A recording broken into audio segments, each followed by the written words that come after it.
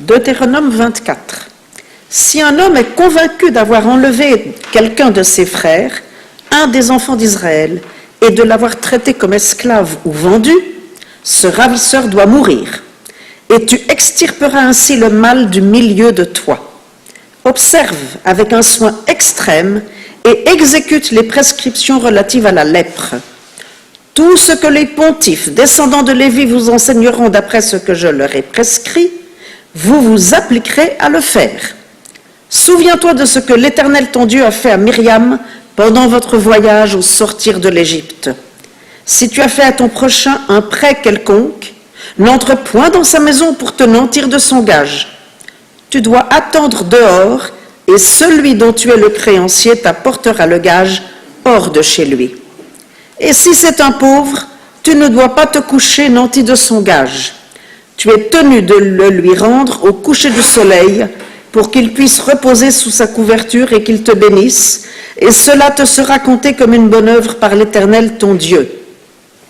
Ne cause point de tort au journalier pauvre et nécessiteux, que ce soit un de tes frères ou un des étrangers de ton pays, dans l'une de tes villes.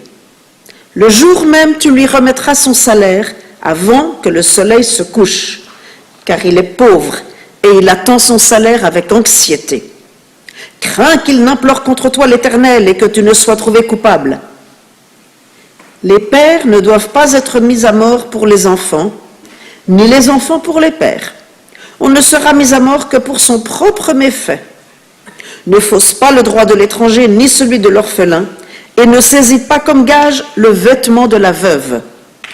Rappelle-toi que tu as été esclave en Égypte, et que l'Éternel ton Dieu t'en a affranchi.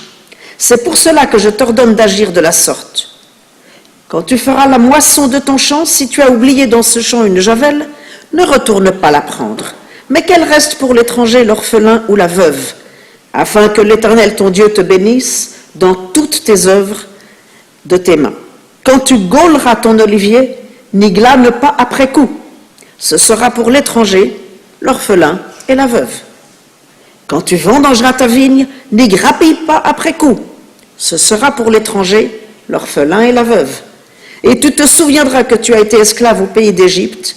C'est pourquoi je t'ordonne de suivre cette conduite.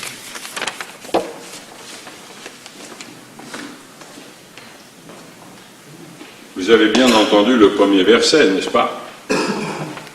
Lorsque l'un d'entre vous aura pris une âme de ses frères d'entre les enfants d'Israël et l'aura asservi et ou l'aura vendu, celui-ci, le voleur, sera mis à mort et on extirpera le mal parmi vous. C'est violent. Enfin, c'est violent. C'est mérité, mais c'est violent. Mais le texte, quelquefois, est adouci par les commentateurs. Est-ce qu'une personne qui va voler quelqu'un, c'est-à-dire qui va s'emparer d'une autre personne et qui va le rendre esclave ou qui va le vendre, doit automatiquement mourir? Est-ce qu'il y a un équilibre entre les deux?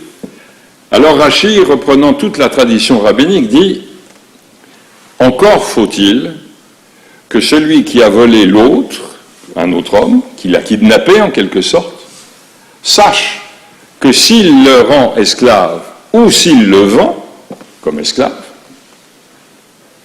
eh bien, il sera puni de mort. S'il n'a pas été informé de la condamnation, eh bien, cette condamnation ne peut pas être mise en application. Alors, on se dit que c'est très dur pour celui qui a été volé de se dire qu'il n'est plus lui, et d'un autre côté, qu'il y a quand même un certain adoucissement de la peine. D'ailleurs, la peine de mort et l'exécution des peines de mort dans la tradition juive, dans l'histoire juive, a été extrêmement rare.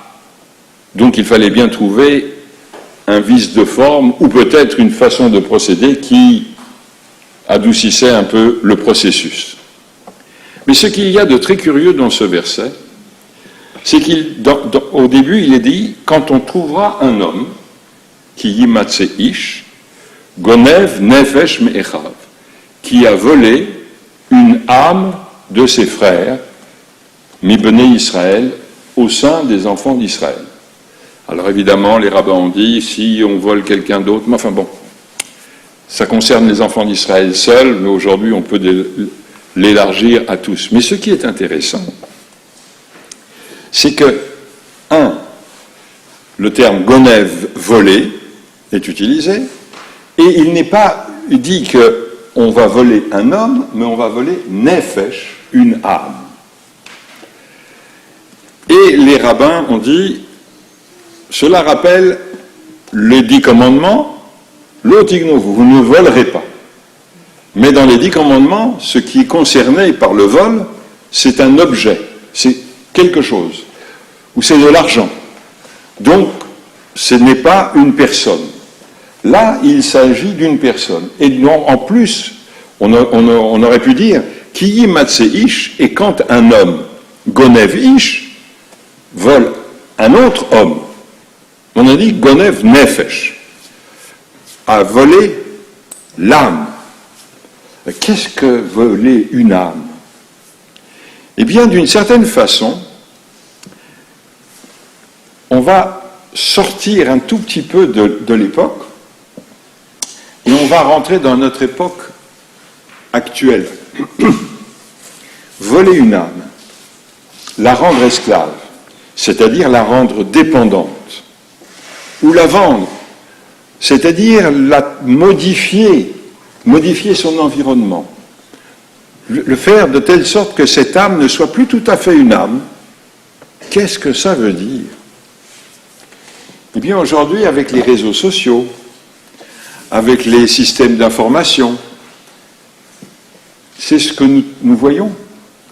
C'est-à-dire que petit à petit, certains sont happés par des idées, sont happés par ce qu'on appelle aujourd'hui les influenceurs, qui fait que peu à peu, ils ne sont plus tout à fait des êtres humains, dans le sens de l'autonomie du jugement. Ils deviennent en quelque sorte dépendants de tout un environnement qu'ils ont accepté.